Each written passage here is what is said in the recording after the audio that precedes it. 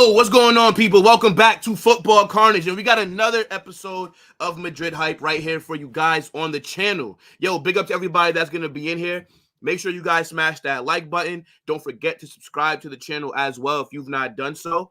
And yeah, man, get in the chat. Let me know what you're thinking about some of the stories that we're going to be talking about. But as the thumbnail shows, as I just said, Madrid Hype, trying to do a weekly, I'd say not weekly, I'd say daily Madrid show where we're just talking about everything Real Madrid, right? All the news that's kind of just circulating around the club, right? I feel like I talk about a lot of other teams, but I don't really have nothing that focuses on my team aside from like watch-alongs, right? But yo, big up to everybody that's already in here, man. Big up to my guy Steven. Big up 2K, and Manchester is red forever. What's going on, bro? Yeah, man, look. See, Ronaldo has started a new YouTube channel. Bro, I saw that, bro. Ronaldo started a new YouTube channel yesterday. And I think that my guy he's already on 20 million. Ronaldo, in the span of 24 hours, has already done more than I will ever accomplish on this platform. It's actually crazy when you think about it, right? It's like, damn, I've been doing YouTube for like 6 months, and I just got like 260,000 subscribers, right? I mean, it's like, damn. And Ronaldo just, bro, in the first hour, he had like 8 million.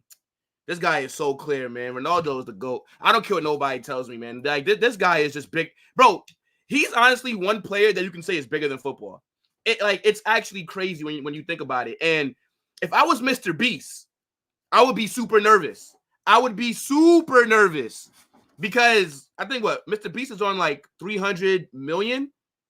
Yeah, Ronaldo will pass Mr. Beast in terms of subscribers within the next like month and a half. Like, he's cooked. Mr. Beast is cooked. Like, there's just no way, bro. And the thing is, I don't even know what Ronaldo's channel is about because they've been posting like 30-second videos or like 1 minute and a half videos. I only clicked on one, but I don't really, maybe it's going to be like a podcast with him and his wife, maybe. I don't know. I have no idea. But I definitely know that she's not his wife, but or whatever the hell she is. She definitely is the one that probably put this on his mind to do because she likes doing shit like that, right? I've seen her social media a few times. But yeah, man, look, Ronaldo is so clear, bro. It's ridiculous, man. Fucking hell, 20 million subscribed. Bro, this man already had a gold plaque. You know how long it takes for YouTube? So, for example, right? If I was ever in a situation where I got 1 million subscribers, right? Do you know how long it would take me to get that plaque? He got that shit the same. They already had the plaque made for him because they knew. They knew. If Ronaldo is joining your platform and if you give out awards for subscribers and likes and views and money and all that, just start making them for Ronaldo already. He doesn't have to get it yet for you to start making it because you know he's going to get it very quickly. The same day. He had that shit. They already sent it to him because they knew it's Ronaldo. But I wonder why, and before we get off that topic, I just wonder why it's called You Are Cristiano. Like, and it's the U and then the letter R. Why? Why not just put Cristiano, right? Have you guys watched his content though? Like what do you think about Ronaldo's channel? And yeah, man, 2K Play is saying let's run it up. And I'm gonna tell you guys, let's run up them likes, people. But big up, man, big up. Endrick Idol is Bobby Charlton. Endrick's a liar. He is a liar. Mr. Beast gone in like 2 months, bro. Yeah, I think I'd say let's check back in a month. Real talk. Let's check back in a month. I would not be surprised if Ronaldo has passed Mr. Beast 30 days from now. I see a video where Endrick in 1960s watching Bobby Charlton. Yeah, bro, look, they be doing my guy Endrick. I mean, look, but he's a capper. This is what happens when you cap on the internet. People are going to make fun of you, you know? Every YouTuber, when they start a YouTube channel, road to 100K. Ronaldo, bro, road to 100 million. Like, literally. Like, this guy isn't going to even be counting the millions that he gets. His milestones is per 100 million. So after he gets 100 million, his next milestone is 200 million. And he'll get that in like 2 weeks after. And it's crazy. It's absolutely crazy. But, yo, let's get into it, man. We got lots to talk about, right? Like, there's rumors about Endrick possibly leaving to go on loan. David Alaba is going to be returning to training very soon. We still don't know what's going on with Lunin's future, right? Nico Paz, he has left. He's joined Como in Italy. We'll talk about that. Also, Rodrygo, right? The club, they still believe in him. Contrary to what a lot of fans online think needs to happen, Rodrygo's not going nowhere, right? Also, Miguel Gutierrez, the left back at Girona, who we sold to them from our academy. There is a possibility that Real Madrid buy him for the $8 million buyback clause that's in his contract and then flip him, sell him to somebody else. That's one to keep an eye on because I like it, but yeah, we'll talk about it. And then, what else? Reinier Jesus, possibly on loan with Norwich, and Madrid transfer strategy, Carlo's mistakes, and then we'll probably talk about the new Champions League format. So, yo, a lot of stuff to get into, guys, and not that much time. I only got like an hour because I got a meeting for work and later on. So, yeah, let's get straight into it, man. Let's talk about my guy, Endrick, right? Now, I know you guys have been seeing that rumor about Endrick possibly leaving on loan if he does not get enough minutes in the first half of the season. And I don't believe this rumor, by the way, right? And I think that it's such lazy journalism to just say, okay, well, Endrick's sitting on the bench. He hasn't made an appearance yet in the 2 games that Madrid have played. So, yeah, he may look to leave, right? Like, that's just such bullshit.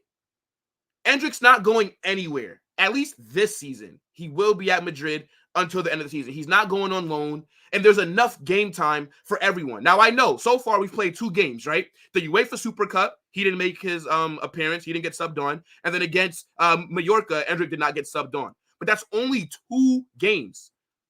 Do you guys know that Real Madrid are in 7 competitions this season? And if we go deep in all of them, like we're expected to, we could possibly be playing 72 games. Do people not understand how ridiculous that is? Do you honestly think it's going to be the same starting 11 week in, week out? There's going to be injuries, right? People are going to have to be rested.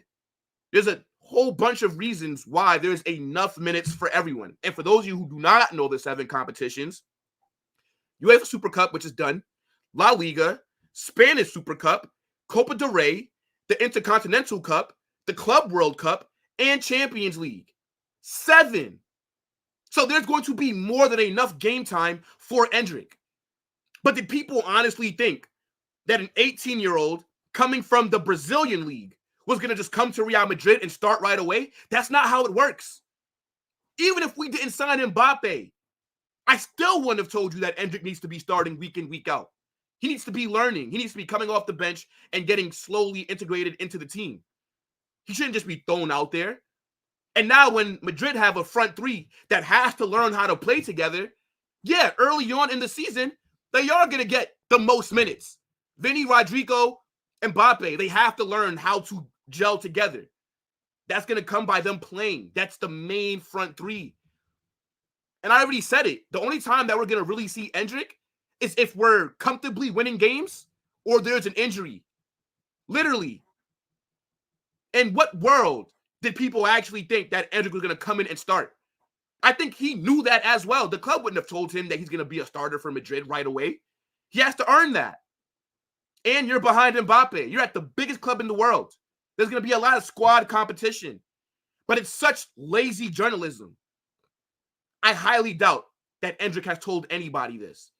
And the thing is that pisses me off, and I'm going to share my screen so you guys can see the tweet. But it's from a Barcelona outlet. Is it from Sport? Let me share my screen real quick.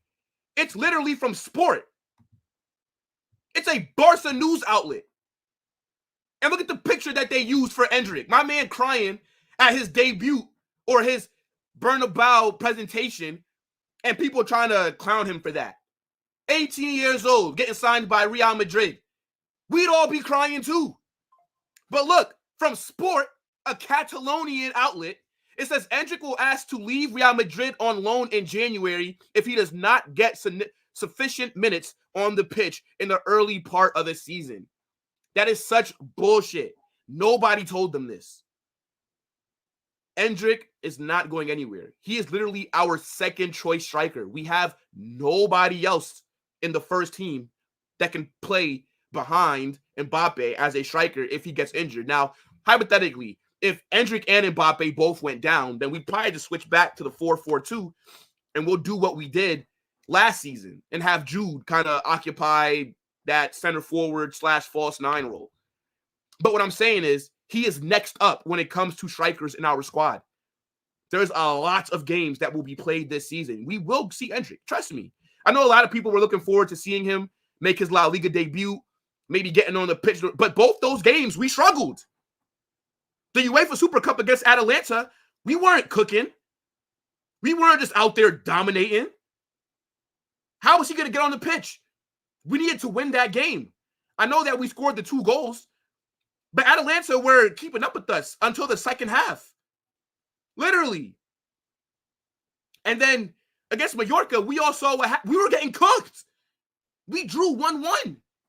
You're not going to sub off Mbappe, Rodrygo, or Vinny to put on Endrick right now. No. If we were beating Mallorca 3-0, like what we're supposed to be, then yeah, you would have saw Endrick. But when you need to win the game, you cannot take off your heavy hitters. So no, I don't believe that Endrick is going anywhere.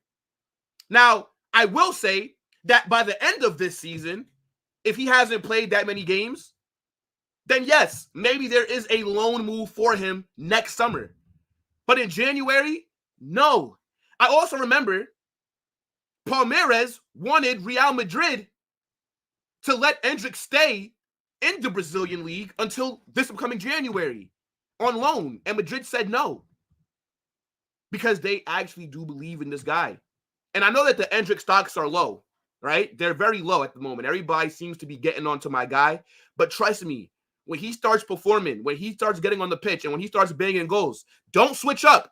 Stick to your opinions. Because a lot of people think that this guy is shit all of a sudden when they were hyping him up. But it is kind of weird though, right? Just seeing how Endrick is Brazil's number 9. But yet he is a backup at Real Madrid. But I think a lot of people just got to realize this kid's 18 years old. Like, what are you actually expecting from him to do right now? Vinicius at 18 struggled. I was one of the people, and this is why I've learned a little bit more patience. I was one of those people that when Vinny first came in, I always said how talented he was, but I didn't think he'd make it. I didn't think he would have developed into the player that you see right now because he had all the skills. He had the potential. He showed you flashes, but his end product was awful. Vinny's decision-making was awful. I didn't think he would develop into a Ballon d'Or winner like he is going to be later this year. So big up to my guy, Vinny, because he really taught me patience. I'm telling you, I was ready to give up on my guy. So, yo, trust me, Endrick will be just fine. He's going to get minutes. It's a lot of games, a lot of competitions. It's enough space for everyone, okay? But yeah, man, look, big up to everybody that's in the chat. Let me see what you guys are saying. Let's see. Where are we at?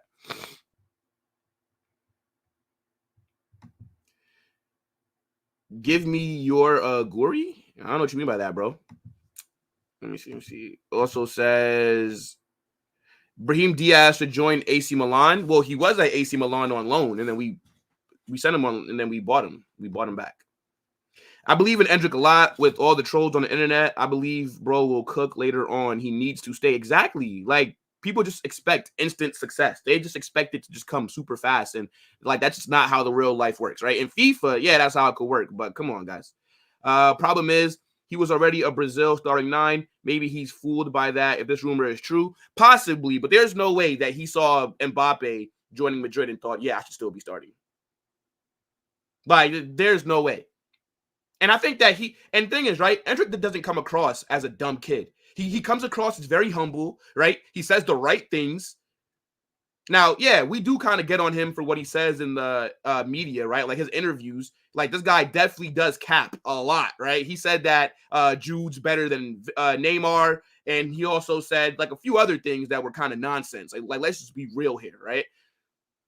Like, Bobby Charlton is a guy that he idolized. Like, bro, Bobby Charlton played like 50 years before you were born. What are you talking about? Bro, nobody's on YouTube watching Bobby Charlton highlights, okay? But regardless, He comes across as very respectful. He comes across as if somebody that was raised right, was raised correctly. I don't think he honestly is looking to leave right now. No, like, and that'd be crazy. I would be shocked if this rumor is true. But again, it's from Sport, a Barcelona outlet. They're just mad that Endrick rejected them, right? Endrick said, I don't want to play for you, little bro. Like, y'all are broke. You're poor. I remember Xavi, when he was their manager, said that they want Endrick. He's a player that they've talked to. He's talked to Endrick, and they're trying to convince him, and then he chose Real Madrid. So it's no surprise that a Catalonian news outlet is going to report that Endrick wants to leave with the season only being 2 games in, because they're jealous. They're sad, right? They're seeing their star boy, Victor Roque, having to hold bench, getting loaned out to Real Betis. Okay, Victor Roque was supposed to be the guy that was supposed to be challenging Endrick. I remember when that was supposed to be a rivalry. It's over before it started, because you guys do bad business, okay? Let me see. Yo, big up Vader. Guys, if you like Man City content or just regular Premier League stuff, make sure to go check out my guy Vader, man. He says, Endrick off the pitch is a joke, but he's a talent on the pitch. The agendas are going to be heavy because of all the hype on the kid. Yeah, look, like, I agree, bro. Like, it's kind of a gift and a curse, because, like, with all the hype and all the attention, it's going to come with a lot of haters as well. To me, it's a fair trade-off, right? Like, I'd rather get all this hype and have to prove myself than nobody care about me, you know? So, I mean, like, that's how I view it. Endrick is 100 times better than Victor Roque. Facts. What competition would you have Endrick start in, where you rest Mbappe and Vinny? I'd say, like, Copa del Rey, right? When you're possibly going to be going against some 2nd or 3rd division Spanish teams, right? Like last season, Arda Güler was out injured up until January. And the first time that he started was in the Copa del Rey against, I think it was Andrina or something like that. Like, they're like a 3rd division Spanish team. So I feel like that's games that Endrick will start, right? But I think early on in the season, the only time that we're going to see him is if we're battering teams and we're up like 3-0, and then you want to sub off like Mbappe, you bring on Endrick in around the 60th minute. That's his role. He's a squad player right now, you know? But yeah, man, I just wanted to touch on that because that kind of pissed me off, bro. I'm sitting there like, bro, what the fuck? Like, no. Endrick's not leaving. No, he's not. He's not. And anybody that thinks that he is, cry, okay? I already talked to Florentino Perez. He's already told me, yo, Will, chill. Endrick's not, because I was like, yo, Perez, what's going on, bro? He was like, yo, Carnage, relax, bro. Endrick's not going anywhere. I said, all right, bro, I was just checking. That's what I told him, bro. But yeah, but look, we can move on from that, right? And I also want to talk about some big news, right? And a potential boost to the squad, and that's David Alaba. Have you guys seen the reports that he's going to be back in training in the next 2 weeks? This is a player that I'm very excited to have back in the squad. Yo, last season was a madness with all the injuries that we had, right? And Courtois, Eder Militao, David Alaba, right? All doing their ACLs or MCLs, whatever CLs it was down there on their knee. And it was peak for us. I don't even know how the hell we made it through last season with all the injuries that we had. But I think something that was a little bit concerning is we saw Courtois come back and Militao at the end of last season. But David Alaba is yet to make his return to the football. And it seems like his injury was a little bit more severe than the others, right? He didn't play in the Euros. He was there with Austria, but he didn't play. And this summer, David Alaba's injury has been a reason why Madrid have been in the center back market, right? We haven't signed one, but we all know that we wanted Lenny Euro, but we were not willing to match Manchester United's offer. We were looking at other center backs as well, because we are thin in that area. And hopefully this guy has no setbacks, because I think he did have one before. But I need David Alaba fully fit. We need him back in this squad because he is a very good player, right? David Alaba, to me, is up there as one of the best defenders in the world. Very versatile as well. A lot of people seem to forget that he was a monster at left back, right? This guy moved to center back when he came to Madrid. But at Bayern Munich, he was primarily a left back. And he was one of those left backs that can defend well, can attack well, can take set pieces, is a great crosser of the ball. A player like David Alaba you need in the squad. Right now, our center backs are Rudiger, Militao. Then after them, who's there? Jesus Vallejo, Tchouaméni, who we've seen play center back last season with all the injuries, right? We saw Danny Carvajal have to play center back sometimes. So, yeah, the squad needs David Alaba back. And I'm going to bring up the tweet right here, just kind of, talking about Alaba and how highly the club rates him, right? But you know what? I'll actually show this tweet as well, right? Let me share my screen again. But yeah, see, it says David Alaba will be able to return to training on the pitch in 2 weeks. Now, I don't expect to see Alaba. We're in the middle of August, right? I don't expect to see Alaba maybe until close to October if he comes back in 2 weeks to training, because then he's going to need a few weeks to, kind of, make sure that he's good, right? He's going to have to train with the first team for a little bit. And I don't think he's going to get subbed on in the games that he's available for necessarily. But yeah, man, look, big boost to the squad. And as I said, I do want to show another tweet, right? Look, this one right here, right? Look, the club rates this guy very highly, right? Like, he's a model player for the team, right? He's a leader in the dressing room. He also joined the club on a free transfer from Bayern Munich, where he was one of the best defenders in the world. And I still think that he's up there. And hopefully this injury doesn't slow him down too much, right? Because when people go through significant injuries like this, it can change the trajectory of their career, right? Like, he may not be the same player that he used to be after this injury. Only time will tell. But hopefully he can come back to full fitness and be healthy for this season, because we are going to need him. As I talked about when I was bringing up Endrick, we're going to be in a lot of competitions this season. It's a lot of games. We need to rotate. And I don't even think that David Alaba will necessarily start, right? Well, I don't think he starts, actually, because Rudiger has already proved himself as one of the best center backs in the world. I think Eder Militao has been on some good form as well, right? And I know that Ferland Mendy's at left back, and to me, he is one of the better left backs in the world defensively. And I think David Alaba is a better player than him, but I think David Alaba is viewed right now at Madrid as more of a center back. So I think he is third on that pecking order, but he still will get a lot of minutes. Trust me. But yeah, man, look, it says at Real Madrid, David Alaba is considered an impeccable professional and a very intelligent player, an important figure for Ancelotti because of his qualities and personality. Man, look, big up to my guy, David Alaba. We need you. Make sure you stay healthy, bro. What you guys saying in the chat? Stream with Markin, Manchester United fan. I don't think I'm familiar with him. Definitely. I mean, yeah, I'll check him out, but I don't think I've ever heard of him. Manuel Ugarte to Manchester United. Any updates? Nope. I am not an insider. All the news that you guys know is exactly what I know. I think the deal will happen. Probably by next week. Just make sure you keep an eye on Twitter. I mean, I feel like that could break any day, to be honest. We will see Endrick start in Copa del Rey. We've seen that a lot for the past few years. Even Güler last season got his first start there. Yeah, that's true. But Güler was also injured for a majority of the first half of the season. Like, this guy was out. We signed him, and he was out until January. That's why he didn't get any minutes. But yeah, I think the Copa del Rey is definitely where he'll get minutes, especially when we're going against some of those smaller teams, Yes, sir. Big up Vader, man. Make sure you guys smashing that like button. And yo, what's going on, Zare? Big up, bro. Big up, big up. But yeah, man, let's keep it moving. Y'all got a lot of stuff to talk about. I should have probably started this stream a little bit earlier. I'm not gonna lie, because it's a lot, bro. It is a lot. Now, all right, we can move on to Lunin, right? We all know that Lunin is a player that his future at the club is uncertain, right? A lot of people are trying to figure out whether he's gonna stay or leave, right? Because Lunin last season was, in my opinion, one of the best goalkeepers in the world, right? But he's not going to be able to start at Real Madrid at the moment because it's just way too many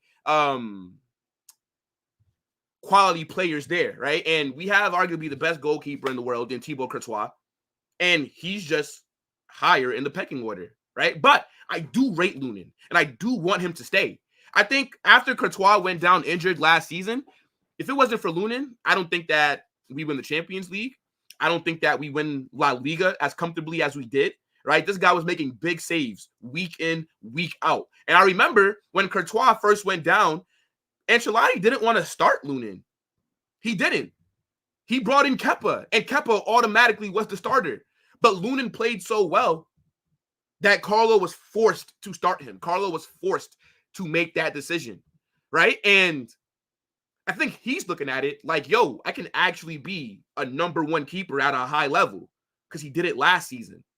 And I think that is playing in his mind, right? And there are clubs that can use a goalkeeper like a Lunin, right? He's still only like, what, 25, maybe 26 years old. He has a lot of potential. He's good with the ball at his feet. He's a good shot stopper. To me, he is the complete goalkeeper. And I would prefer him to stay, but this guy's contract runs out in the next 12 months. So if you're not going to sign a new deal, you got to get the fuck out, to be honest, right? Like, we can't afford for Lunin to leave on a free. The transfer window is closing down. It's only about 10 or 12 days left. So he has to make a decision. You either stay at the club and sign a new deal or you leave.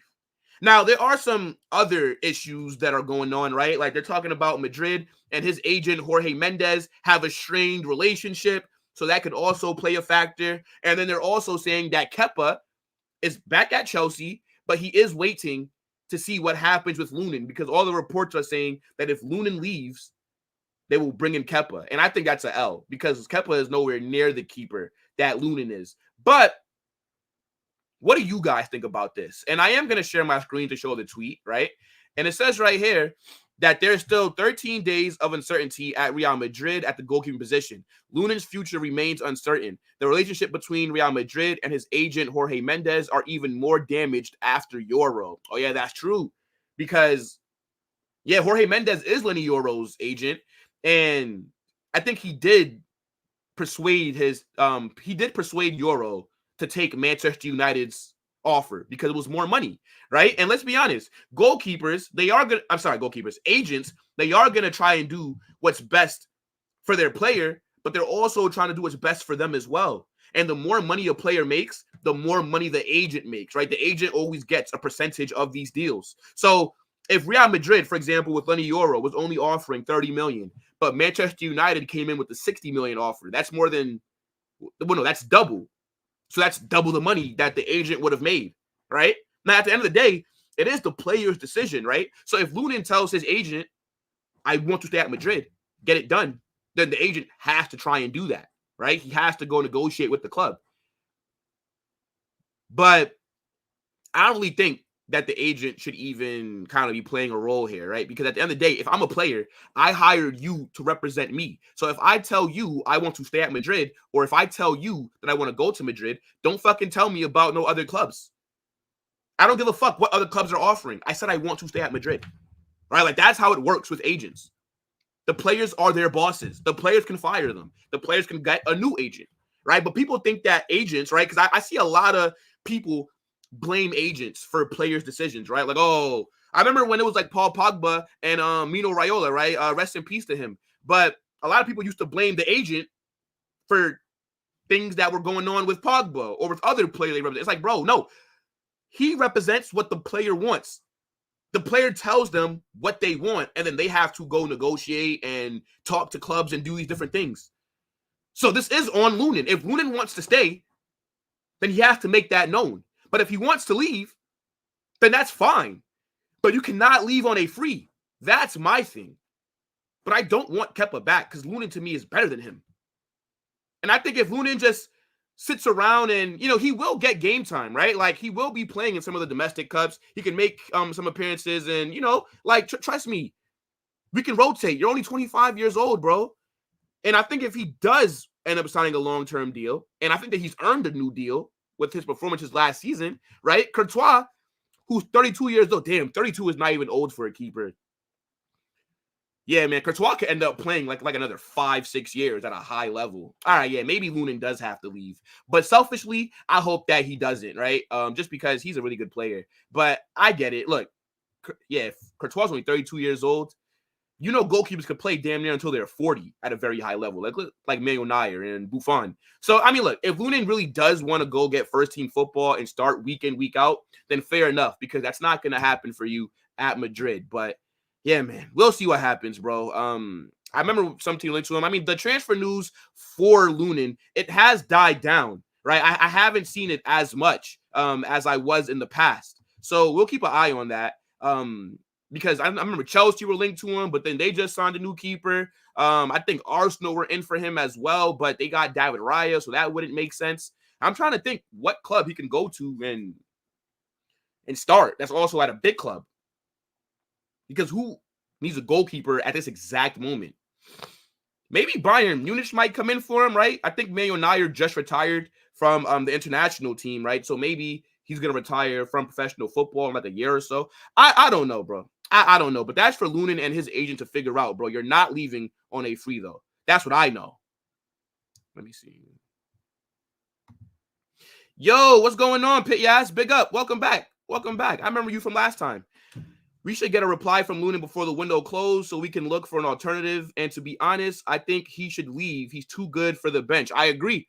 And I also didn't agree with Carlo dropping him last season, right? Like when he got dropped in the Champions League final, right? Like when when Courtois came back and was just immediately the starter, I didn't like that. But I can't be mad at it. But I thought Lunin deserved to start. But nah, fair enough. Like starting at Real Madrid right now is just, for him, it's just not a possibility unless Courtois goes down with another major injury, but we don't want to see that. You says, big up, Carney, man. Man, run up the likes. Big up to my guy, Steven. Big up, bro. Big up. Endrick to United. Follow his dream. Follow his idol, Sir Bobby Charlton, right? Right? Endrick and Garnacho link up. My gosh, that's crazy. Big up, Donna. What's up? Big up, guys. Hold on 1 second. I have never agreed with dropping a player in form. Yeah, bro. I'm like, damn. Because if it wasn't for Lunin, do we even beat Man City? Like, that's when a lot of people actually was like, oh, shit. This guy is and I've been saying the entire year that Lunin is one of the best goalkeepers in the world. And nobody believed me because a lot of people don't watch us play week in, week out. They only watch Champions League. So it wasn't until that Man City penalty shootout that people were like, oh, shit, yo, Lunin's a good player. And I'm like, yeah, bro, well, if you watch Real Madrid, then you would know. But a lot of people just don't watch us. And that's okay. I don't mind that. Like, I wouldn't drop Rico Lewis or Kovacic or Akanji, for example. Ooh, okay. Well, but if Rodri comes back, okay, so Steven, you're saying that even when Rodri comes back, you wouldn't drop Rico Lewis or Kovacic? Like, would Rodri have to earn his way back into the team? That seems a little crazy. But I get what you're saying, though, my guy. For sure. Why is Arda Güler not starting? It's criminal. Bro, Arda's not starting because he has to earn it. He's not better than Rodrygo. He's not better than Vinicius. He's not better than Mbappe. And in midfield, right?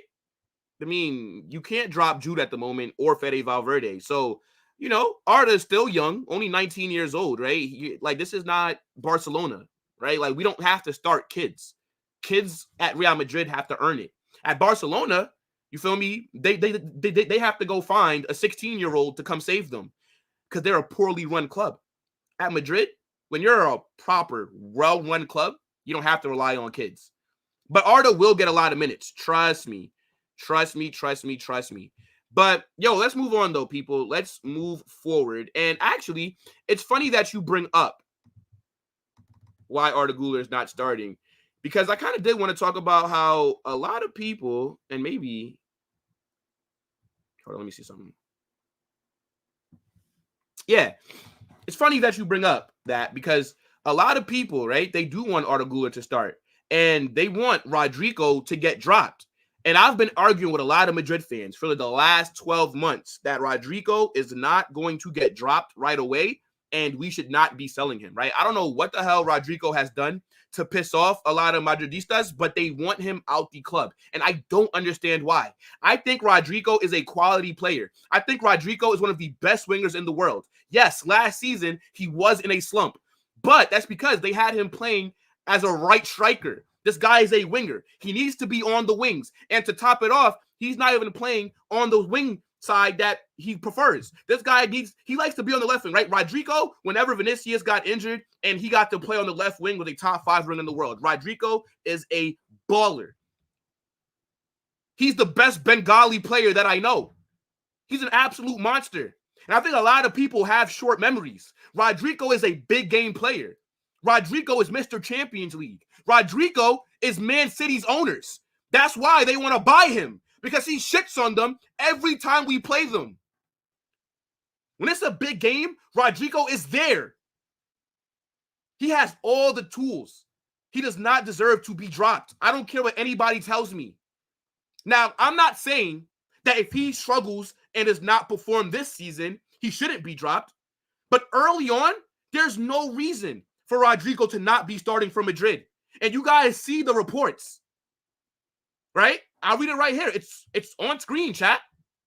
Rodrygo is the first name in Carlo Ancelotti's lineup. The Brazilian is a key piece for the 24-25 formation that Real Madrid will use. I try to tell you guys this. I try to. And this is why Carlo is my guy. Because we think the same. Literally, Carlo Ancelotti and I think the same. We like the same formation. We rate the same players. And the thing is, even if you do want to switch to a 4-4-2, Rodrygo can run the 10. He's that good. Now, yes, in terms of Vinny and Mbappe in that front three, Rodrygo's numbers will suffer the most, right? Because those are the two goal scorers. Those are the two main men in the attack. But I think where Rodrygo can carve out his place in this team is by being the man that's creating the chances. Because we don't have anybody in midfield that can hold the ball and control the game, right? Like, all of our midfielders, they're workhorses, they're engines, but none of them are that good on the ball. We don't have Toni Kroos there anymore, right? Jude, Valverde, Tchouaméni, good midfielders, very good. But on the ball is not their strong suit. That's why you saw against Mallorca, they were cutting through us like a hot knife with butter. Rodrygo can drop a little deeper and be that guy that links the midfield to the front three. He's literally that good. You saw that goal that he scored against Mallorca. Banger of a goal. And again, I do understand the shouts for Arda Güler to start, right? I think Arda Güler is on great form, right? He had an amazing Euros. Preseason, he played pretty well. And I think that he will be involved. Arda, there are going to be a lot of minutes for him. Trust me. As I said, there's 7 competitions that we're in. And if we go deep in all of them, we could end up playing 72 games. If you think that Rodrygo, Vinny, and Mbappe are going to start 72 games, you're out of your mind. If you think Jude, Camavinga, Tchouaméni, and these guys, Fede Valverde, that they're going to start all 72 games, you're drunk. There's enough minutes for everybody. But I don't believe that Rodrygo deserves to be dropped. A lot of people kind of force this hate on him. And I think in terms of natural ability, if I'm being honest, just based off of just pure skills, pure the eye test, I think Rodrygo is just as good as Vinicius and Mbappe. He passes the eye test with flying marks. Like, you guys are balling. And I think if he was at an Arsenal, if he was at a Man City, a Bayern Munich, like if he was able to play Rodrygo, right? Because he can't play on the left wing because Vinny's there. Now Mbappe likes to come off the left. It's really crowded, and we do have to figure that out. But this guy, if he was at a club where he could start on the left wing week in, week out, we're talking about him as a top 5 winger right now. He's that good. Respect Rodrygo, man. Stop playing with my guy. He's not going nowhere. He's not being dropped anytime soon. You guys saw that big performance that he had against, well, I wouldn't say a big performance, but if it wasn't for him, we lose to Mallorca. So, you know, big up, man. Big up, big up. Let me see what you guys saying in the chat. Sorry you couldn't join? What you mean, bro? Join what? You're here right now, right? So that's all that matters. Rodri goes straight back in, but I wouldn't drop anyone in form, bro. Fair enough, Steven. Fair enough, bro. Kyle Walker is going to have to wait until... Yep, I agree, because I don't even think that Kyle Walker is that good of a player in the first place, so I'd have been dropped him. Arda this season will play a big role. He'll actually come off the bench on every game and start some games. Exactly. Trust me, and Arda will make some starts. He will. Rodrygo is criminally underrated, but it's a shame. It's actually a shame how people talk about him. Carlo should talk to his boys and put Rodrygo on the cam so he can drift to the left when he want. When Mbappe was starting off, Monaco played right wing, and even France, he played as a striker. Okay. Yo, what's going on, Abdallah? The only Barca fan that we rate around these parts. You get me? What's going on, bro? Big up, big up. I'm just joking about that, by the way. Look, you guys can support whatever club you want. I may make jokes about your club, but this is not a Real Madrid fan channel, right? I talk about all the teams. But I did want to add a Real Madrid show so I can talk about my team, you know? But just in general, you guys know my content's very versatile. So if you're a Barca fan, whoever, it's all good. You're all welcome here, right? But we will make fun of your club sometimes, okay? And you guys can make fun of Madrid too, if you want to, right? You know, it's all good here. It's unfair having Vinny, Mbappe, Jude, and Rodrygo on the same team. By the way, respect them. Yo, what's going on, Nick? What's going on, bro? Big up, big up. Mr. Will, I'm feeling very alone today. I'm sorry to hear that, Donna. You know, hopefully my live stream can make you feel like somebody's there with you.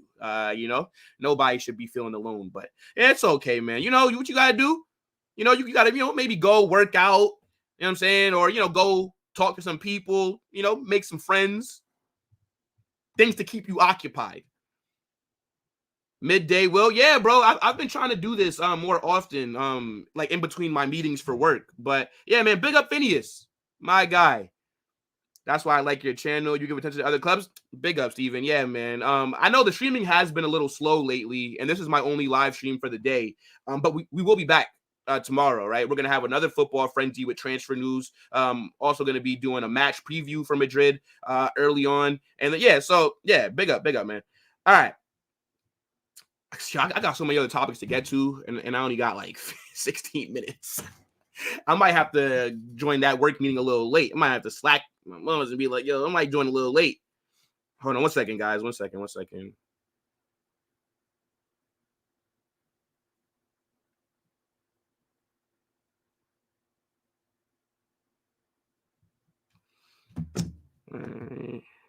Yo, what's going on, Benito? Big up. We need the Force and Ketia rejection. Nah, that would be crazy. That would be crazy. Nah, that's all right, Donna. Don't worry, man. Don't worry. Don't worry. You feel me? No, don't worry. Hopefully the live content makes you feel a little bit better. But yo, let's actually move on though from that, right? And the next thing that I want to get into is Nico Paz, because he has officially joined Como on a permanent transfer from Real Madrid. And this one kind of makes me a little bit sad, right? Because Nico Paz is a player that I do rate. He is a player that I think has a lot of potential. But I do understand that at Madrid, it is going to be hard to get those minutes. It is going to be hard for him to play week in, week out. So him leaving, I think, is the best thing for his career to develop into the player that I think a lot of people believe he will become. Right now, Como isn't my first choice of where I would have sent him. Right, I preferably would have sent him to, you know, Girona for him to play Champions League football, or I would have maybe wanted to send him to Dortmund, right, who also develop players at a very good level and rate. But look, big up to Nico Paz on his way to Como, the Italian side that is managed, I believe, by Cesc Fabregas, right? And I don't really know what their squad is like. I think they signed Rafael Varane as well, but I don't necessarily think there's anybody in that team that should be keeping Nico Paz on the bench, right? I'm expecting him to start week in, week out. And I do like the structure of the deal, right? So Fabrizio, he's saying that Nico Paz from Real Madrid to Como, here we go. Deal in place for the Argentinian talent. Understand, Como will only pay Real Madrid 6 million euros for a permanent transfer, but Real Madrid get a 50% sell-on clause, and we also have a buyback clause. So this is some great business by Madrid because he has a lot of potential. And if he does reach his levels, and if Como decide to sell him in 3 years, right? And if somebody bids, let's say 60 million for him, Madrid get half of that, right? And let's say if he does become a very good player and we want him back, I'm pretty sure that the buyback clause is cheap. If we sold him for 6 million, the buyback clause is no higher than 20 million. I'm telling you, it's very low. So I think this is a win-win for him, right? Nico Paz is a very good player, right? Can play as an attacking midfielder, can play as a center mid, can also play on the wing as well, right? He's good with the ball. He can link play. He slows down the game. He has a good shot on him as well, right? We saw that goal against Napoli where he shot from outside the box. And I remember last season, right? One thing that I did criticize Carlo on was how come we weren't seeing more of Arda Güler and Nico Paz, right? When I'm watching bums like Dani Ceballos out there, I want to see Nico Paz get those minutes, right? Because Nico Paz is a player that can still develop into something special. Dani Ceballos is just shit. We know what he is. He's a limited footballer. He's not going to get any better. And I'm still mad that Dani Ceballos is here, but Nico Paz is leaving. But regardless, even if we did give Paz the minutes that Ceballos gets, it's still not enough. Right? He needs to be playing week in, week out. And just right now, he's low on the totem pole, right? He's behind Brahim Diaz. He's behind Arda. He's behind Dani Ceballos. Like, he's behind Camavinga. Playing time was not going to be an option like that for him this season. But yeah, man, him going to Como in Serie A, let's see how he does. I mean, Serie A, it's another league, very technical, right? It's slower as well. It's kind of like La Liga in terms of technical players thrive there.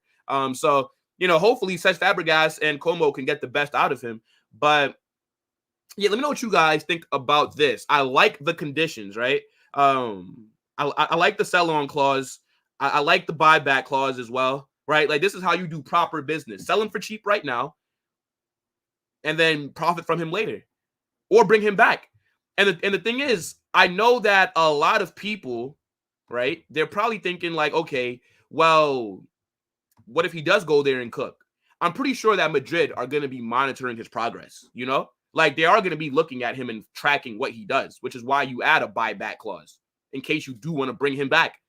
But yeah, man, it just sucks. It just sucks because I'm still watching Dani Ceballos kick ball for my club. So it pisses me off. But look, man, big up Nico Paz. Hope that he kills it in Italy. When he got a chance the first half of last season, he played really well. He was arguably one of our most exciting players coming off the bench. Again, scored a screamer versus Napoli. But then once Arda Güler came back and he was fit, we just sent Nico Paz right back to the academy. It's like we forgot all about Paz once Arda Güler came back from injury. And it kind of sucks. But it is what it is, man. Look. And, it's actually funny. Last thing I'll say before I get into the chat. A lot of people get on Real Madrid's academy, right? A lot of people say that we don't that our academy is non-existent. It's shit. Just because we don't have a bunch of first-team players from the academy, we're not relying on 16-year-olds, right? But we don't have to do that. Anyways, La Fabrica is one of the most successful academies in the world. Do you guys know that? Do you know that Real Madrid, think of it like how Chelsea, right? Like how Chelsea make hundreds of millions from selling academy players and loaning them out and stuff. That's what Madrid do. A lot of players that you see playing for a lot of these other top teams in La Liga have come from Madrid's academy. Literally. Go look it up. Madrid's academy is very successful. Now, if you're a player in the academy that wants to maybe make a breakthrough in Madrid's first team, then that I would say might not happen because we're not Barcelona. We're not broke. We don't have to rely on 16-year-olds to come bail us out. We can go out there and afford the creme de la creme of players, right? But look up La Fabrica. Look at all the talent that's come through there. It's serious. By the way, do you guys know that Julian Alvarez used to play for Madrid's academy? Do you guys know that Neymar played a few games at 13 years old for Madrid's academy? We offered him a contract, but Santos offered him a deal that would have allowed his family to move with him to Santos. And they took that instead. He didn't want to leave Brazil so young and leave his family. Do your research on La Fabrica. Just because you're not seeing the players coming through the first team like La Masia and whatever, don't think that we don't have an academy.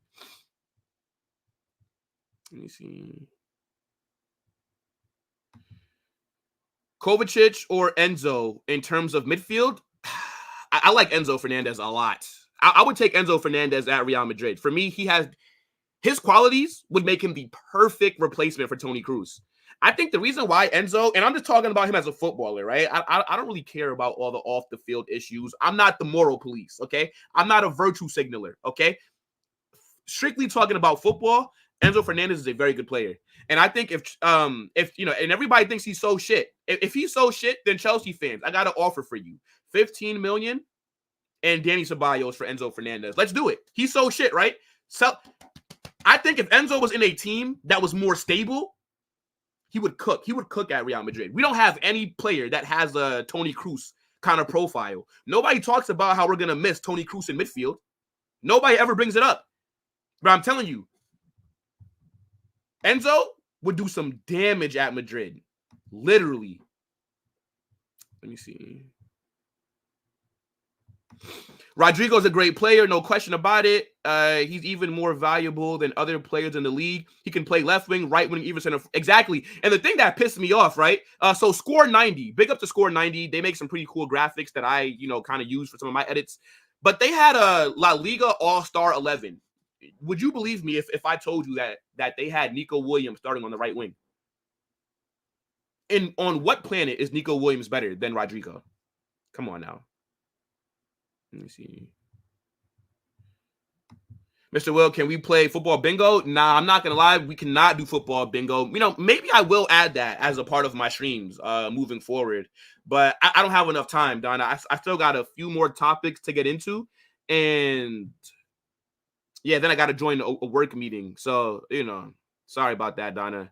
But maybe tomorrow I'll start doing football bingo, right? I've never gotten bingo before because my ball knowledge is not that extent. I only started watching football in 2014, okay? It's only been 10 years.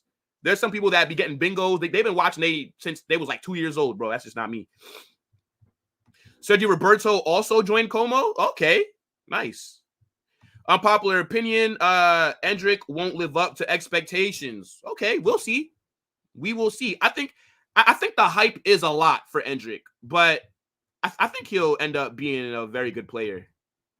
And by the way, real quick, shameless plug from me, chat. Shameless plug.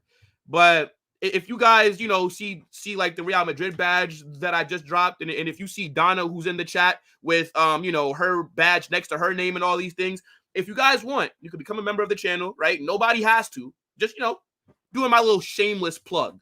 But, comes with some custom emojis, comes with some custom badges as well. So just wanted to just throw that out there. But again, nobody has to. Just wanted to put it on your radar. Let me see. Our academy contributes more players than any academy in top 5 leagues. I think for Real Madrid, if you're facing mid/low blocks, Arda Güler and I agree with this. I agree because they're technically better players, right? Like Arda Güler, Luka Modric, on the ball, they're better than Valverde. They're way better than Jude Bellingham. And against low block, but a lot of games, we will be seeing low block. But the thing is, though, in La Liga, teams actually do have a go, right? So I think it does depend, but I think you're spot on, bro. You're spot on.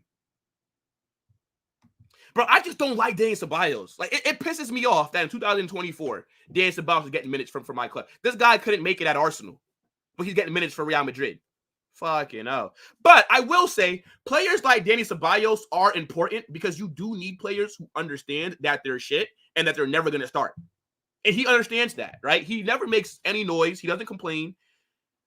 And I think that there was a rumor that Ceballos has asked to leave Real Madrid, but nobody's bid for him. I swear I saw that report like a few weeks ago, and I should have talked about it, but it's whatever. As a Madrid fan, I'd even take my son till I'm at... Yeah. Wait, I even take him because I know he'd end up making the first team debut. What? You would... If I had a kid, I'm not sending my kid to Real Madrid's academy. No. I would send my kid to Dortmund. I'd send my kid to like a smaller club where he'll have a better chance of breaking through. And then if you're good enough, you'll get the move to Madrid. Yo, trust me, when I have my kid, chat, y'all better be real nervous, okay? Y'all better be real nervous when I have my kid because my kid's going to be starting on that right wing for Madrid in 20 years. Watch. Next 20, 25 years. You will see me at the Bernabeu because my kid got signed. Trust me.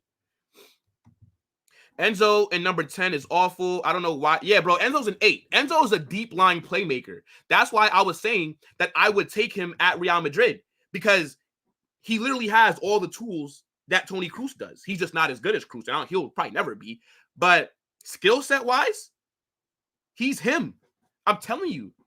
If he was playing in a more, like if Enzo was at Man City, if Enzo was at Bayern Munich, if Enzo was at Real Madrid, the conversations around him as a player would be a lot different. But because he's at Chelsea, everybody just wants to banter, you know?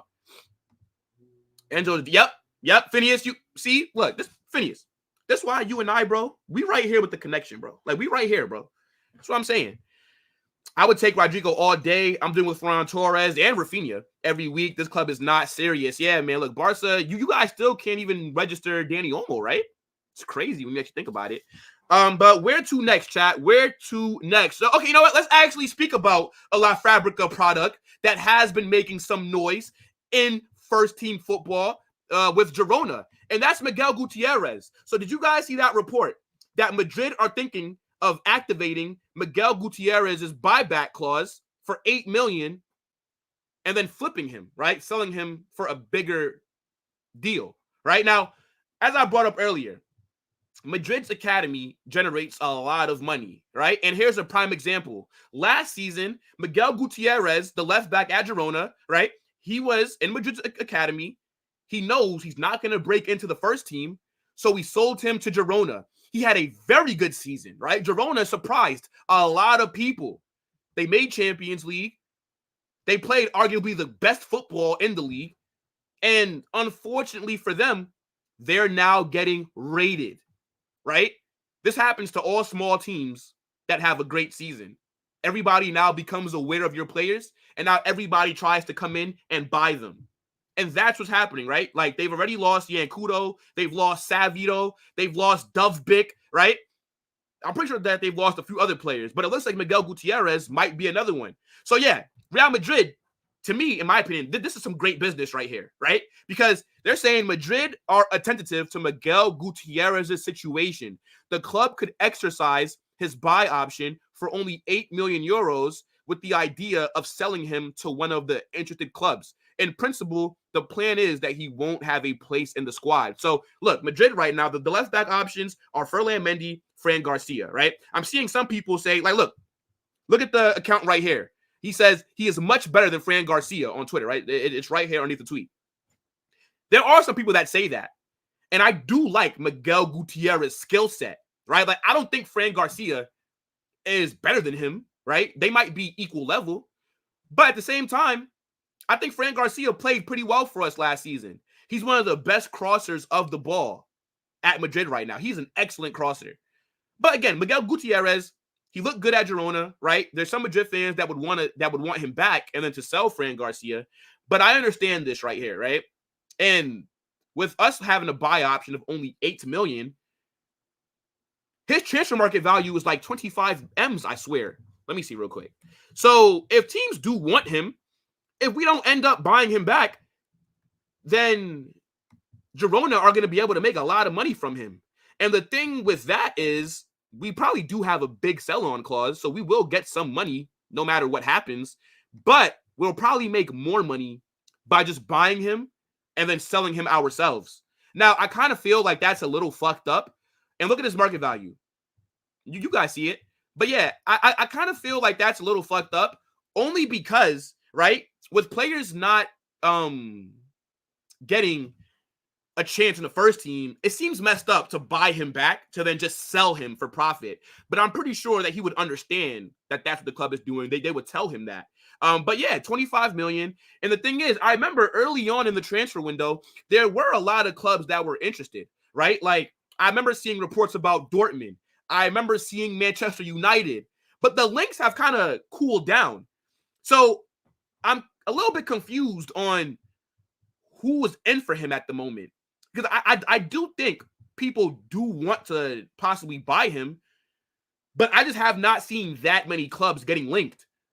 So this is one to keep an eye on. But I just want to know what you guys in the chat think about the business that Madrid might do here, right? They don't view him as a first-team player right now. So they'll buy him back because they do have a buyback option for only 8 million, but then they'll flip him for more money. So it's good business. But I don't know what team would come in for him right now. Like, let me look this up. Miguel Gutierrez. Transfer news. Yeah, so look, the last thing here is Manchester United. Look, let me share. Manchester United have reportedly reached an agreement with Girona over a transfer of Miguel Gutierrez. This is July 3rd of this year. But it's like who's in for him? Like all the rumors have died down.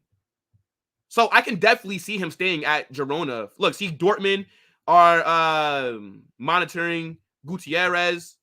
See, like, this is what I'm talking about. But yeah, look, this is one to keep an eye on. I ultimately think that he ends up staying at Girona for next season. I don't see him going anywhere. I think that they're going to need him because they're losing a bunch of the squad that made them so good, right? And we will be watching Girona this upcoming Sunday against Atletico Madrid. So hopefully they can beat them. But yeah, man, let me know what you guys think about this. The rumors have died down. I think he ends up staying at Girona for at least another season. We'll see how he performs in the Champions League and these other competitions against better level players. So yeah, man. Let me see. How about Will versus the Cons community members on FC? What do you mean by that, Z-Map? But big up to you. I don't think I've ever seen you here. So welcome to the channel, my guy. Oh, Steven has just became a member. Hey, welcome to Carnage Mob, my friend. Welcome, bro. Hey, look, big up to you, man. Big up, Steven. Appreciate that, bro. I will be adding more custom emojis and badges to like the membership thing, like as it, like as more people join. But damn, yo, big up, Steven. Big up, bro. Welcome. I think Real Madrid are light in terms of quality of depth in defensive areas. Thoughts? I agree, but only at center back, right? Because our right back, so you got Danny Carvajal, Vasquez, right? Left back, you got Ferland Mendy and Fran Garcia. At center back is where it's a bit weak, right? Because at center back, right? It's only Rudiger and Militao right now, right? David Alaba is still working his way back from injury. And then after Alaba, then we have Jesus Vallejo. And then after Jesus Vallejo, then you got to start looking at Tchouaméni to possibly come in and play center back. So hopefully we don't deal with any injuries like we had last season. But, as it is. Yes, sir. Yes, sir. I meant Will versus the members on FC25 FIFA.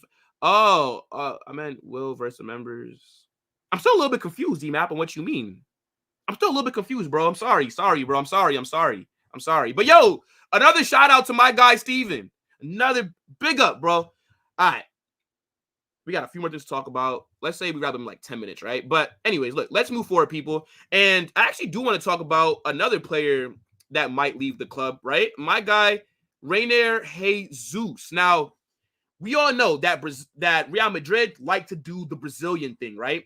We go to Brazil, right? We try and find the next best player, right? We try and find guys with high potential and bring him to the club, right?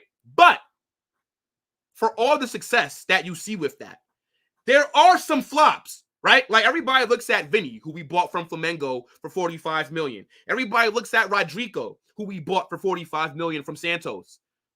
Nobody really talks about Reinier Jesus, who we bought from Flamengo for 35 million. This guy, he's yet to make his first team debut with Real Madrid. He is a massive flop, right? And he was a kid that came in at the same time as Vinny and Rodrygo did, but it's just not worked for him, right? And now there's rumors that he may end up going to Norwich in England on loan. So again, I just want to show that for all the great scouting and for all the great work that what's the guy's name? That Juni Califat does, right? That Florentino Perez does.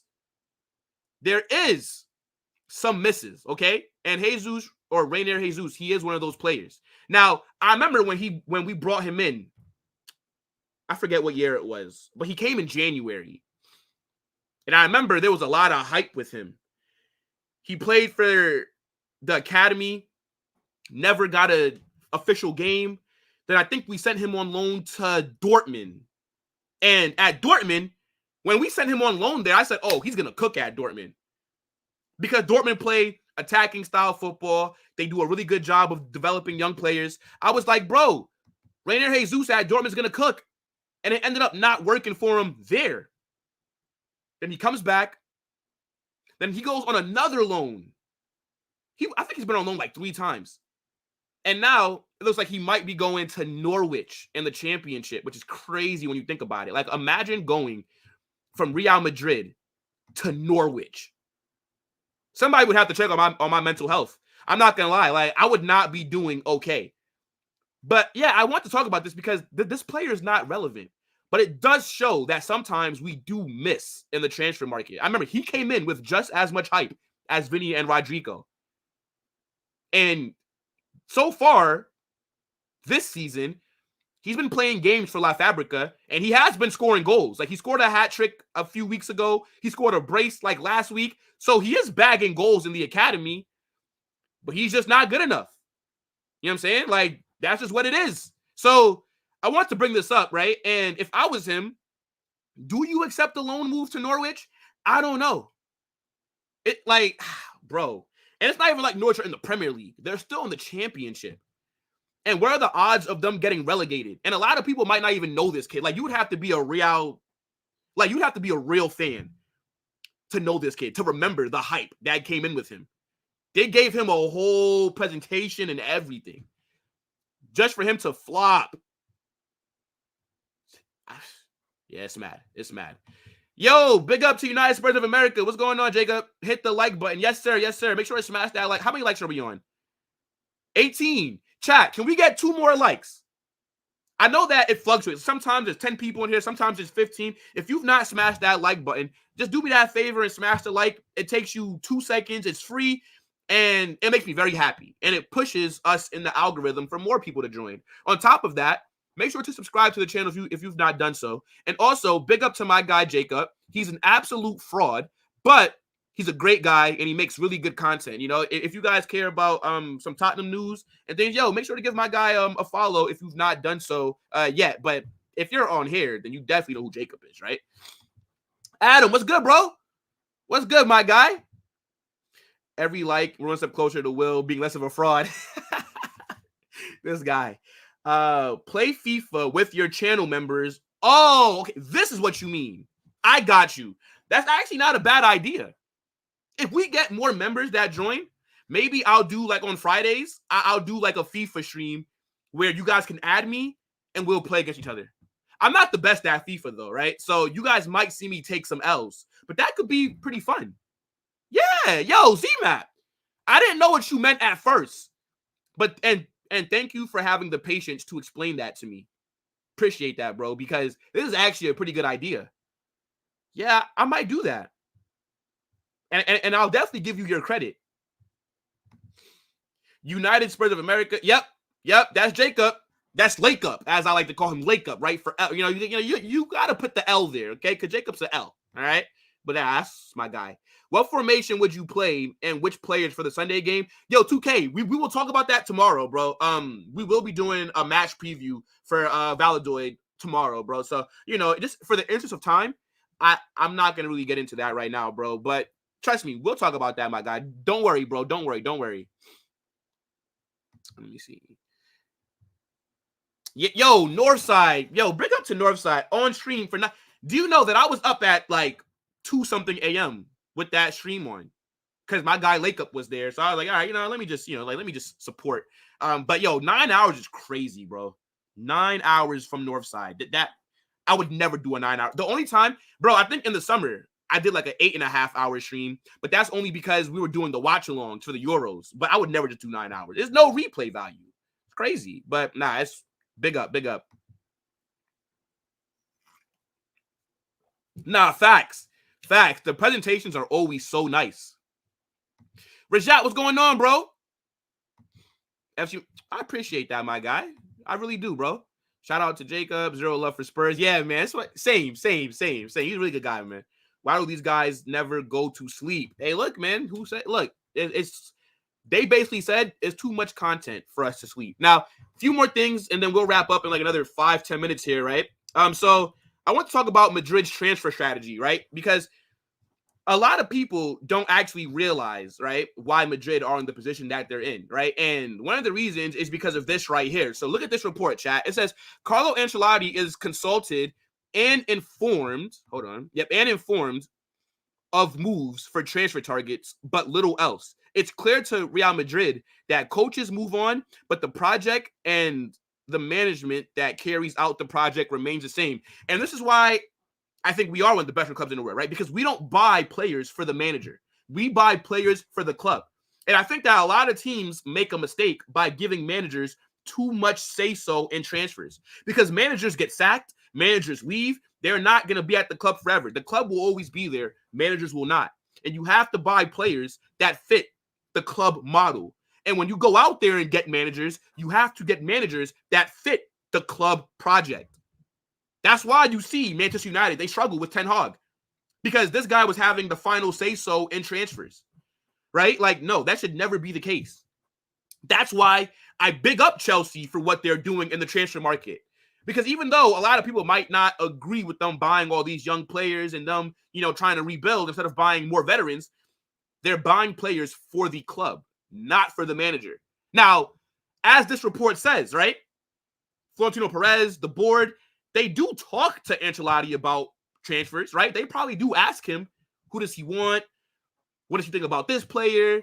They consult him, but he does not have the final say.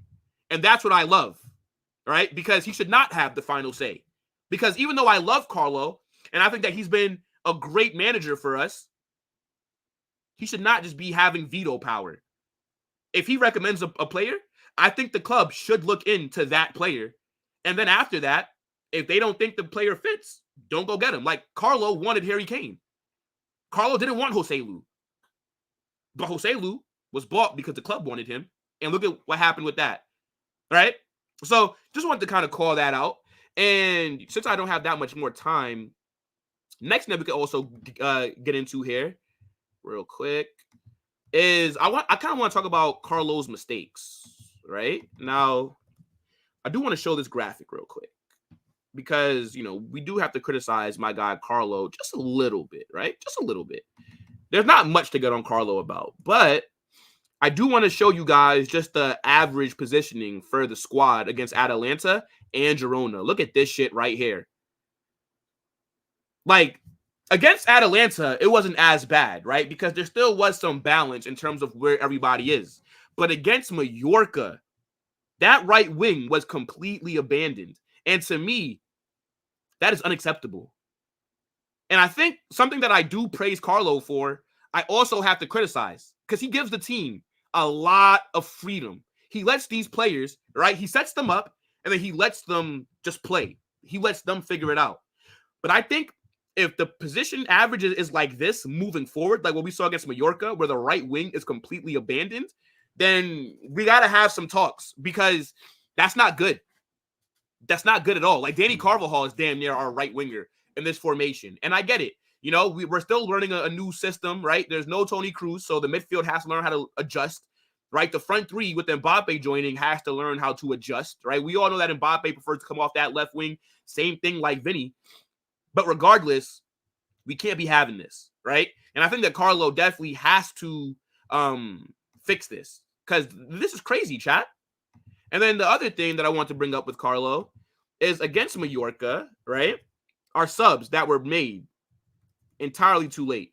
You got to make those subs earlier, right? He brought on Luka Modric, and I didn't even agree with him taking out Tchouaméni.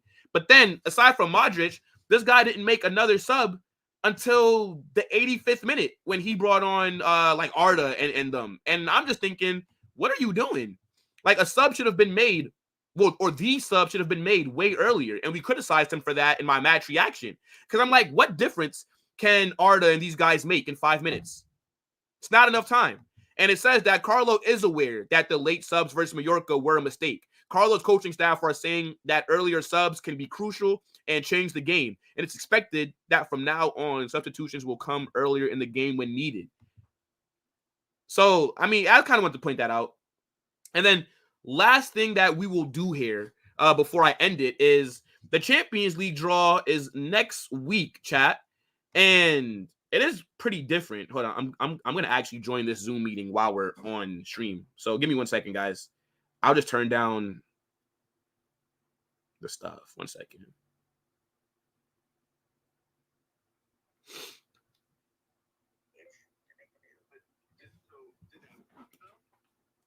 1 second, chat. Making sure that I'm not getting called on here. All right, we're all good, guys. We're all good. Hold on.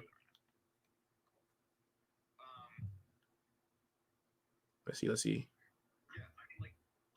All right, cool. Yeah, see, look, this is just how it is when you guys got, look, and I don't know how old you guys are in the chat, but, like when you got work, you feel me? Like, you got to do what you got to do, bro. But, nah, it's all jokes, though. My job's pretty cool, though, so I don't necessarily mind my job. I love it. I work in sports, so it's dope. I just do sports 24/7, bro. Sports media. So, but yeah, last thing before we end up wrapping up, right?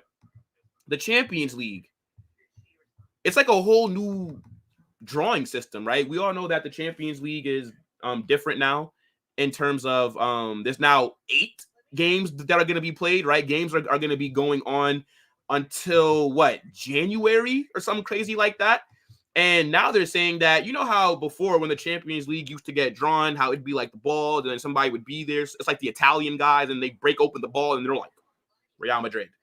Like, it's different now. They're saying that it's going to be by AI. So they're going to have a computer setting the matches, a computer setting the stage. And there is a video that explains it, and we are going to watch it real quick. Let me big this up. Let me share my screen, guys. Let me hold on 1 second, chat. 1 second, chat. 1 second. 1 second. Yeah, look, let's watch this video that kind of explains it. Against 8 different teams. Let me big 4 at home and 4 away. Oh, wait, so it's now a league format. It's no longer groups. So it's going to be drawn like a league table. Interesting. I wonder how that's going to work. Teams will play 8 matches, individual club coefficients. So coefficient is like the points that you earn from how successful you are, right? So for us Madrid fans, we don't have, like, we're going to probably have the highest coefficient. So I would assume that the matchups that we're going to get would be favorable, right? That's the only thing that makes sense, chat. Only the UEFA Champions League efficient. Oh, so see? So if you won the Champions League, which we did last season, even though we would have had the highest coefficient regardless, if you won the Champions League, and I guess moving forward, you will be the highest seed in pot 1 because you won the competition. No lie, this shit seems pretty cool. This shit seems pretty cool. Can you guys even hear this, chat?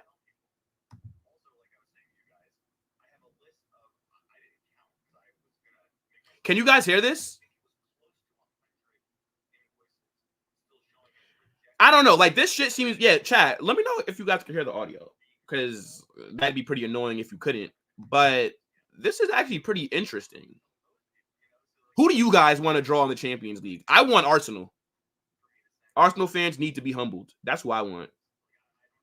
But they're kind of explaining this nicely. Okay.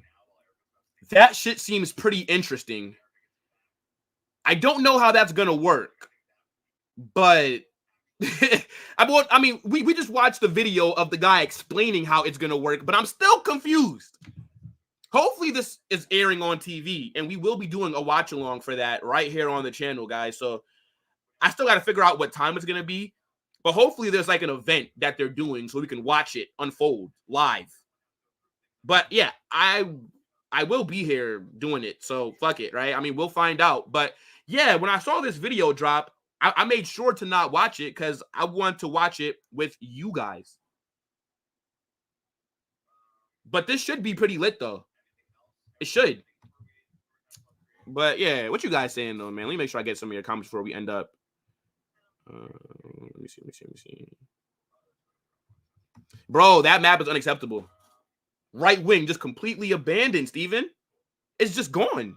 Like, it's like the left side of every defense that we're going to go up against, if that continues, going to be like, okay, they're going to have a day off. Crazy. You will get 1 team from pot 1, bro. So 1 top team. Okay, so would that be, hopefully it's not Man. Well, we know we're going to get Man City in the knockout stages. That's just how it goes. Like, Man City versus Real Madrid is the new El Clasico. The Champions League Clasico. But I want Arsenal. That's what I want. Okay, so yeah, you got to be able to hear it. Bet. Yeah, bro, it does seem cool, like how they broke it down. I'm just still a bit confused. This is going to be interesting. The group stages were kind of boring because the two big teams always win their groups. But now with a lot of good teams, auto promotions for top 8, others go through. Yeah, and now because it's not even group stages, right? Because it's like, they said it's like a league format setting. Like, I'm very interested to see how that, like, plays out. And the thing is, right? There are, in my opinion, a lot of games, like unnecessary games. Like they've added so much on to the schedule for these players. And this is why I was bringing up when we were talking about like Endrick and all these things. Like there are going to be a lot of minutes for players. There's more Champions League games now, right? The Club World Cup, Intercontinental Trophy, like, and I think from a player's POV, it must suck because like, when do you really get to rest? But from a content creator's POV, like me, I actually like it. But I get from players POV, like, it's a lot, bro. But we will be here. We will. But yeah, man, like, hopefully they do there's no way they're not gonna do a TV like show for the draw, even though it's gonna be AI automated. Hopefully that is the thing, because I do want to do that on stream. Let's see, playoffs. That means we'll get to see small teams going to the round of 16 if they win the playoffs. It's going to be a lot of fun. Yeah, no, like I'm here for it. I'm here for it. In fact, bro, we're inevitable to play each other. That's what I'm, bro. I literally hate seeing Man City in the Champions League, bro. I'm like, oh my God, again. Like the last 3 seasons, give us a break. Give me a break, bro. Let's meet in the final. How about that? Let's meet in the final, right, Steven? We want City in the semis just to kill that hope of playing in the final. Yeah, look, the team that I really want is Arsenal. That because Arsenal, and the thing is, I like Arsenal. I like Arsenal would be my number 1 team if I wasn't a Madrid fan. But their fans talk so much shit to me. Oh my gosh. Nah, man. These guys, they must be humbled. They must.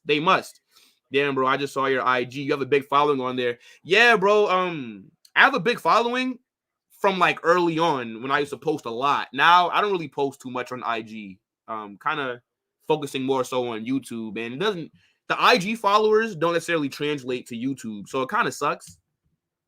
But it is what it is. You feel me? Like I definitely do wish that I could have had that following here, but maybe one day. I think this year we will not play City, bro. There's no way, Sam. They added more games on to Champions League, and you think that we're gonna avoid City? Can't see it. Our games are hell, bro. Oh my God. Every time, and I think City and Bayern Munich are the only 2 teams that I'm worried about in the Champions League. Literally. Everybody else, I'm not necessarily worried. But City, Bayern, yeah, man. Look, football heritage chat. But, yo, big up to everybody that's been in here, man. Big up your damn selves. This stream was a whole lot of fun. Like, it was so much fun that I'm in a freaking work meeting while on stream right now. So, I'm going to end it here because, unfortunately, I do have to pay attention. But, yo, big up to everybody that was in here, man. Make sure you guys smash that like button and subscribe if you have not done so. Also, want to big up my guy, Steven. Welcome to Carnage Mob, my guy. Appreciate you, bro. You've been in the chat for like the last week or so since you found my channel. And, bro, love having guys like you in here. Big up to everybody else that was putting in comments, that smashed the like button, and that subscribed to the channel. Appreciate that so much, guys. And I will catch you on the next one. Let's end this on some real good vibes, chat.